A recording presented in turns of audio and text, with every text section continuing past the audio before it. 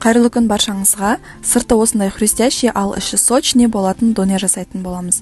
Ең әуелі филемізге тұзымызды сіңдіріп, 1-1,5 сағатқа қойып қоямыз.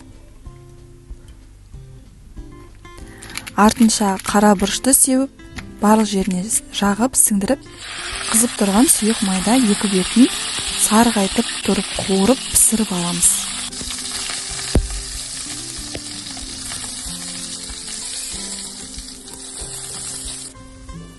Және соломка етіп турайтын боламыз. Енді салаттарға кірсеміз, бізде сәбіз салат осындай теркадан өткізіп, тұз сеуіп, кішкене араластырып, қара бұрыш сеуіп, тағы бір араластырып қоямыз. Енді қызанақ пен қиярдан салат жасаймыз.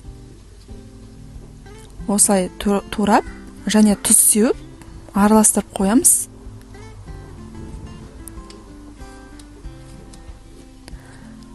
Осымен салаттарымыз дайын. Енді картоплымызды осылай турап, қызып тұрған сұйық майда екі бетін сарғайтып тұрып, қуырып пісіріп аламыз. Салмасының барлығы дайын.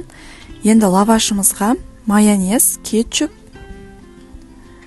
және барлығын кезекпен-кезек саламыз. Етімізді, салаттарымызды, картоплымызды және жақсылап тұрып орайтын боламыз. Еш жері ашылып кетпеу керек.